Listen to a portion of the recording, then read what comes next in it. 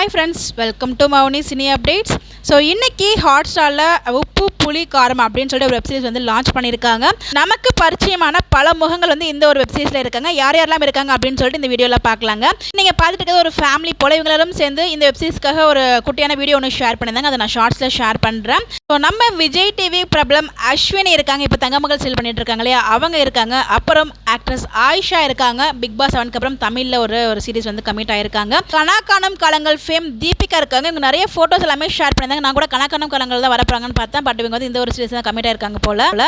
Actor Naveen அவங்களுமே வந்து இந்த ஒரு சீரிஸ்ல இருக்காங்க. இவங்களுக்கும் அம்மாவா ஆக்ட்ரஸ் வனிதா மேம் இருக்காங்க. அப்பாவா பார்த்தீங்கன்னா பொன்வண்ணன் சார் வந்து ஆக்ட் பண்றாங்க. இவங்களும் ஒரு ஃபேமிலியா இருக்காங்க போல. இவங்க வந்து ஒரு ரிமோட்காக சண்டை போட்டுட்டு இருக்காங்க, பிரதர் சிஸ்டர்ஸ். அந்த ஒரு ப்ரோமோ தான் நானும் பார்த்தேன். பட் சீரிஸ் இன்னும் நான் பார்க்கல. ஸோ பார்த்து எப்படி கமெண்ட் பண்ணுங்க. இவங்க இல்லாம நம்மளோட ஃபேவரட் ஆக்டர் கிருஷ்ணா வந்து இதில் ஆக்ட் பண்றாங்க. அதுக்கப்புறம் பிரணவ் இருக்காங்க இல்லையா, அசரடிகா ஆசை சீரியல்ல ஆக்ட் பண்றாங்கல்ல, ரவி கேரக்டர், அவங்களுமே இதில் வந்து ஒன் ஆஃப் த கேரக்டர் பண்றாங்க. குக் வித் கோமாளி மூலமா ஃபேமான ஆக்டர் ராஜ் ஐயப்பா அவங்களும் வந்து இந்த வெப் சீரிஸ்ல வந்து கமிட் ஆயிருக்காங்க.